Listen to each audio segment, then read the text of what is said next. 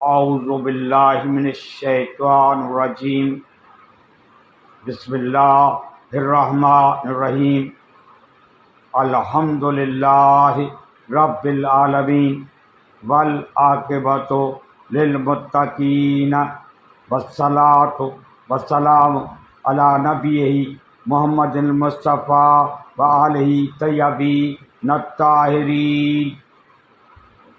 قال اللہ تبارک و تعالی فی کلام المجید و فرقان الحمید ان اللہ و ملائکتہ یصلون علی النبی یا ایھا الذین آمنوا صلوا علیہ و سلموا تسلیما۔ پارہ نمبر 22 سورۃ الاحزاب، 33ویں سورۃ قرآن مجید کی آیت نمبر 56 کی تلاوت کا شرف حاصل کیا گیا ہے۔ اللہ اور اس کے فرشتے یقیناً نبی پہ درود بھیجتے ہیں، اے ایمان والو تم بھی ان پر درود بھیجو جیسے سلام بھیجنے کا حق ہے۔ میں اتحاد بین المسلمین کا قائل ہوں اور کسی کی دل آزاری کرنے کا کبھی سوچ نہیں سکتا۔ میں نے زیادہ تر رہنمائی قرآن شریف سے لی ہے۔ بہت سے لوگوں کا کہنا ہے کہ کتابوں کا حوالہ نہ دیں، جو کچھ بتانا ہے قرآن مجید کے روشنی میں بتائیں اور ثابت کریں۔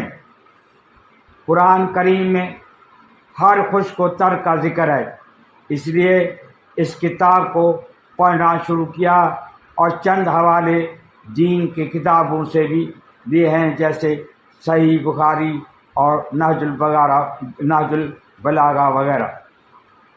درود یا صلاۃ کے معنی۔ درود کے معنی ہیں رحمت، استغفار اور دعا ہے۔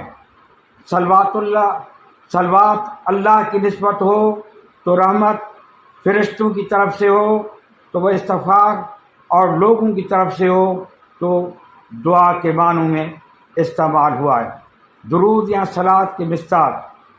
اللہ تعالیٰ اپنے کلام میں واضح طور پر بتاتا ہے کہ کون لوگ صلوات یا درود کے مستحق ہیں۔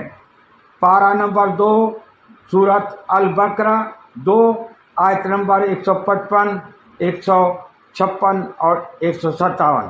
155 یہ ہے وَلَنَبْلُوَنَّکُم بِشَیْءٍ مِّنَ الْخَوْفِ وَالْجُوعِ وَنَقْصٍ مِّنَ الْأَمْوَالِ وَالْأَنفُسِ وَالثَّمَرَاتِ وَبَشِّرِ الصَّابِرِينَ۔ اس کا ترجمہ یہ ہے، اور ہم آزمائیں گے ہم تم کو کسی قدر خوف سے اور بھوک سے اور مبتلا کر کے نقصان میں، مال اور جان کے آمدنی کے، اور خوشخبری دو صبر کرنے والوں کو۔ 156 آیت ہے الذین اذا اصابتہم مصیبۃ قالوا انا للہ و انا الیہ راجعون۔ اس کا ترجمہ ہے وہ صبر کرنے والے جب پہنچتی ہے انہیں کوئی مصیبت تو کہتے ہیں ہم اللہ کے ہیں اور بے شک ہمیں اسی کے طرف لوٹ کر جانا ہے۔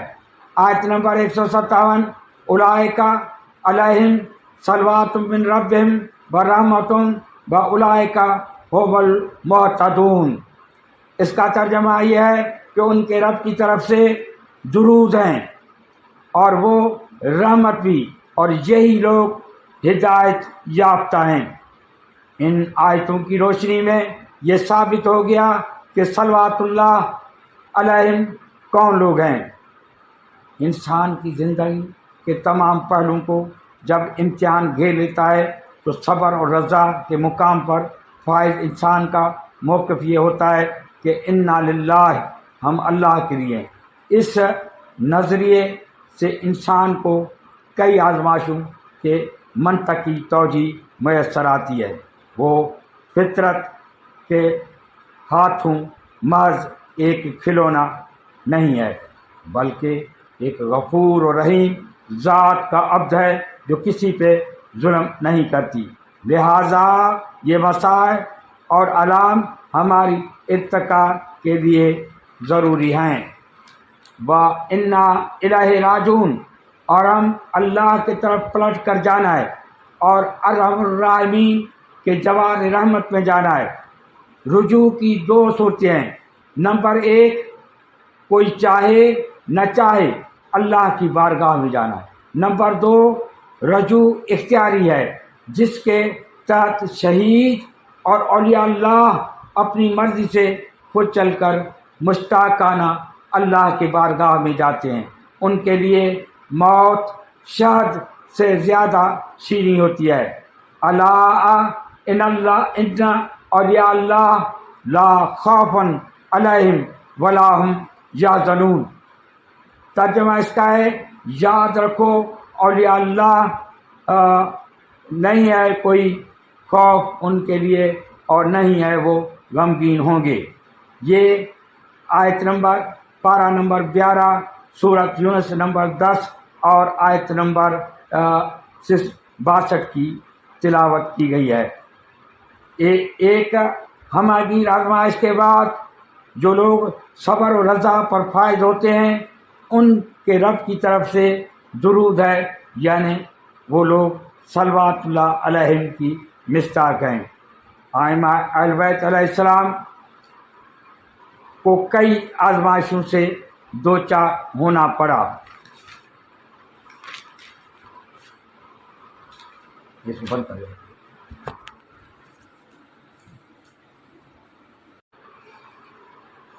مکے میں آپ صلی اللہ علیہ وسلم اور چند اصحابہ کو سخت اذیتیں دی گئی۔ نمبر 2، شعب ابی طالب میں 3 سال کا عرصہ سخت اذیتوں میں گزرا۔ نمبر 3، ہجرت حبشہ۔ نمبر 4، ہجرت مدینہ۔ نمبر 5، واقعہ کربلا جس کی دنیا میں نہ مثال پہلے ملتی ہے، نہ اب مل رہی ہے، نہ قیامت تک ملے گی، اتنا ظلم ہوا۔ امام شافعی کی تعبیر نہایت جامع ہے۔ وہ کہتے ہیں آل محمد کی مصیبتوں نے دنیا کو ہلا کر رکھ دیا جنہیں دیکھ کر چٹانیں بھی پگھل جائیں۔ چونکہ یہ ہستیاں اولئک علیہم صلوات اللہ من ربہم کی اولین مصداق ہیں، اس لیے ہم ان پہ درود بھیجتے ہیں۔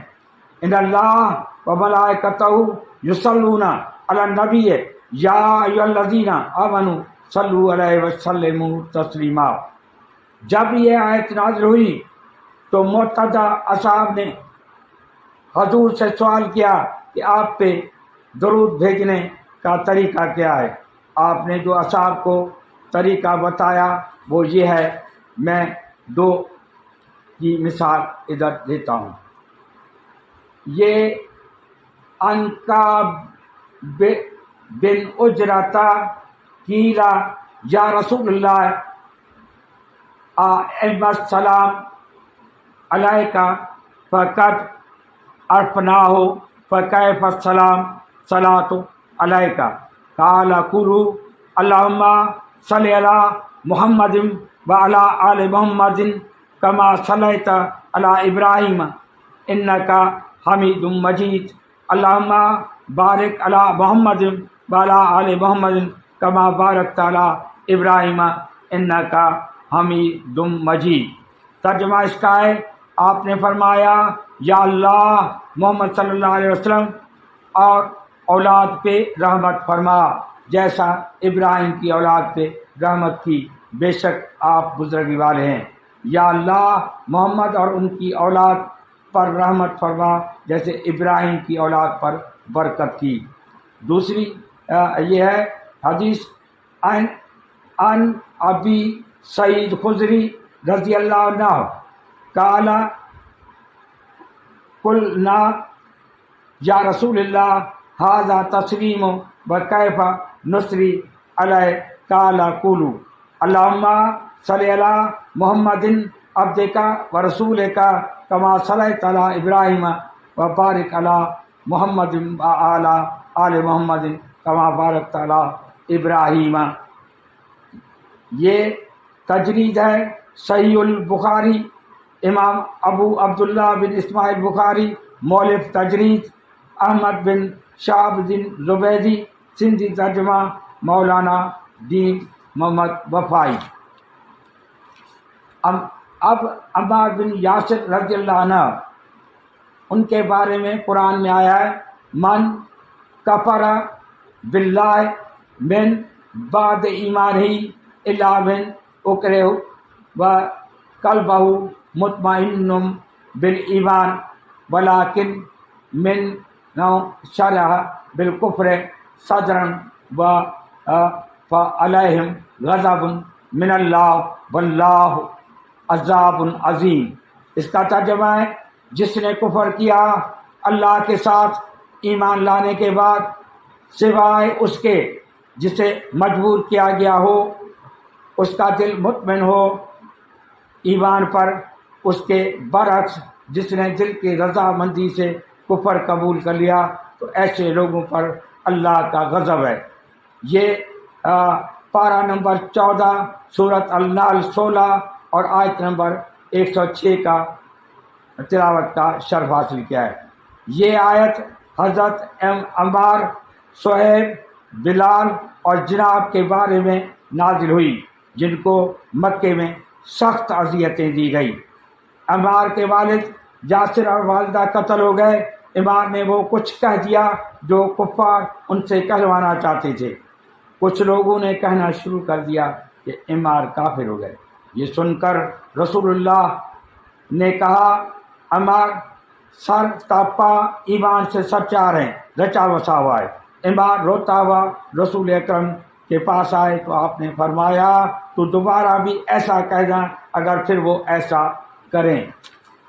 حضرت ابو ذر غفاری، سبحان اللہ، جب آپ حضرت محمد صلی اللہ علیہ وسلم سے ملے اور فوراً ہی ایمان لائے اور مسلمان ہو گئے۔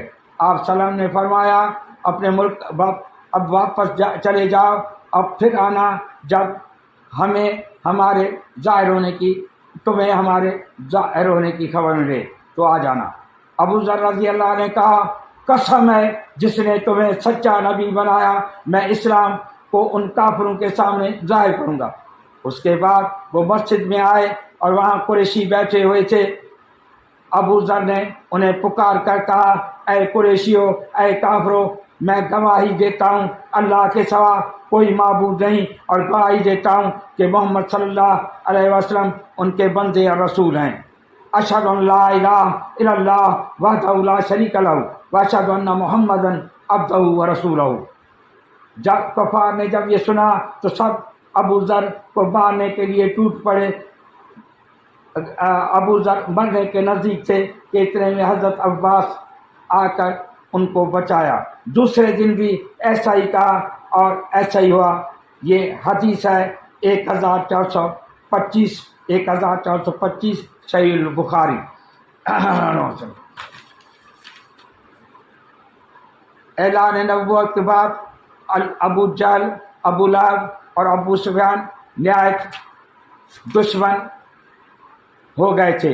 ان لوگوں نے آپ پر گندگی اور آپ کو ساحر اور مجنون کہہ کر اپنا وتیرہ بنا رہا تھا۔ بعض مرخوین کا کہنا ہے کہ دشمنوں نے ایک دن کمبل اڑا کر مار ڈالنے کا ارادہ کیا تھا۔ اس قسم کے مصائب اور آلام سے جب حضرت اور آپ کے پیرو دو چار ہوئے تو آپ نے محسوس کیا کہ مکے میں زندگی گزارنا بہت مشکل ہے، تو ہجرت حبشہ کا فیصلہ کیا۔ چنانچہ 562 میں 100 مرد و زن ہجرت کی۔ ان ہجرت کرنے والوں میں جعفر طیار بھی تھے جو ان میں سربراہ کی حیثیت